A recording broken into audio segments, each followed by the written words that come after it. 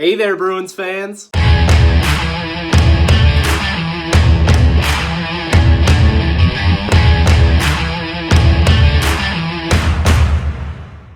Welcome back to BNG Hockey, where it's always black and gold. The Boston Bruins win 4-2 over the Colorado... Oh, hold on one second. I'm getting a call from the league. What's that? After video replay? Oh, neither of them count? Sorry about that, folks. Actually, the Boston Bruins lose 4-2. Let's talk about this game.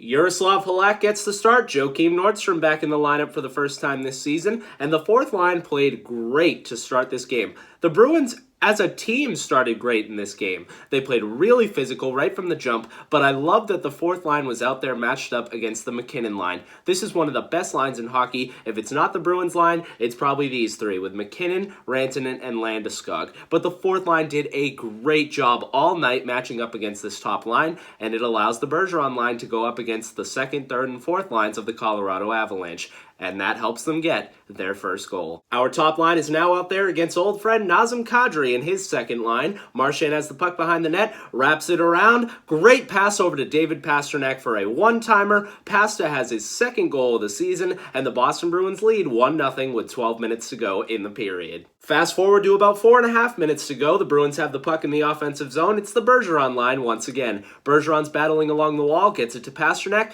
Pastrnak drops it off for the captain, who sends a bomb at the net. It actually bounces off Gabriel Landeskog, but he'll take it. Chara's got his first of the season, and the Bruins have a 2-0 lead on the road. Bruins are having a really great period of hockey here. Connor Clifton is playing some great defense, playing really physical. Carson Kuhlman had a couple chances, so the young kids are stepping up. The veterans have a couple goals. They're doing a great job, and now they put about 9 guys on the ice and get a too many men on the ice penalty late in the period. Just dumb move by the Bees here. Colorado to the power play. Colorado's captain Gabriel Landeskog comes in, shot beats Jaroslav Halak, but doesn't go in. It's sitting right there behind him, and MacKinnon taps it in for his first goal of the season, and now it's 2-1 Bruins. If the Bruins weren't so sloppy on their line changes, they probably would have come out of this period with a 2-0 lead. So this goes to show you, Bees, you gotta stay focused, and you can't take a dumb penalty like too many men. About 2 minutes into the second period, Bruins have the puck. They're going into the offensive zone. Jake DeBrusk beats rookie defenseman Cale Makar. Makar falls down. DeBrusk over to Kuhlman.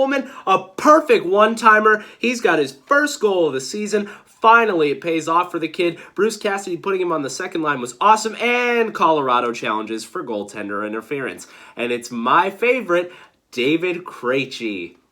I am not the biggest David Krejci fan. Now, I just want to point out, I'm not one of those fans who says every one of the goals my team scores should always count no matter what. Because if a play like this happened against the Bruins, I would want it to be goaltender interference as well. It was the right call. And I realize that Krejci's just trying to battle in front of the net, but it's really frustrating because Kuhlman could have used this goal, DeBrusk could have used this goal, the Bruins could have used this goal because it would have given them a 3-1 lead, and the momentum was on their side, and it was right away in the second period, and it gets taken away. It's a shame. 13 minutes ago, David Backes takes a tripping penalty. Bruins penalty kill does a great job here. They kill it off. Shortly after that, though, Colorado forward Matt Calvert with a great steal gets it over to Belmar, and Belmar scores his second goal of the season to make it 2-2. 3 minutes to go, Coyle with a great diving play sends Pastrnak and DeBrusk in on a 2-on-1. Pastrnak over to DeBrusk. Couldn't beat Philip Grubauer. It was not Jake's night. There was some great end-to-end action, though, in this period, and later on, Jake DeBrusk draws a penalty with only 18 seconds to go in the period. Zadorov, the big defenseman for Colorado, nails him.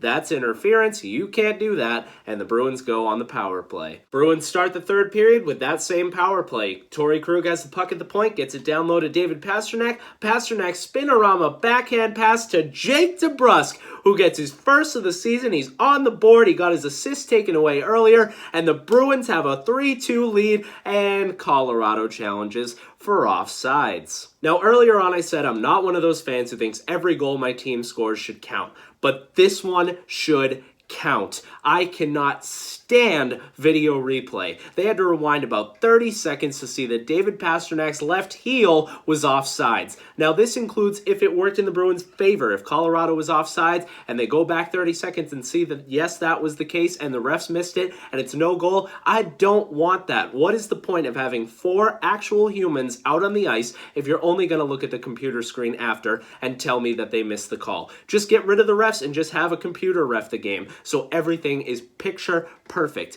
Don't take the human element out of the game, guys. This was really frustrating. Jake DeBrusk gets absolutely screwed once again, and it is still 2-2. And you know what happens when you lose not 1, but 2 goals. The other team comes down and scores. Andrei Burakovsky has his first of the season. It was an absolute snipe, top shelf past Yaroslav Halak, and now Colorado leads 3-2, and this game shouldn't even be 3-2. It should be at least tied 3-3. Minute 40 to go, the Bruins pull their goaltender. They're scrambling, just trying to get back on the board. MacKinnon with a steal, up to Rantanen, Rantanen to Landeskog. Landeskog scores on the empty net, his second goal of the season, and Colorado wins 4-2. But let's try and look at the bright side here. The Bruins got 6 points out of this road trip. They bonded as a group being on the road to start the year. They're coming back home, and I said I would do it even after losses. Now it's time for my 3 Bruins stars of the game. Now, my third star could have been Halak. It could have been anyone on the fourth line, but I went with Joakim Nordstrom. It's his first game back in the lineup, and I really noticed him. He did a great job against that MacKinnon line along with Corrali and Wagner. He had 3 shots on net, couple hits,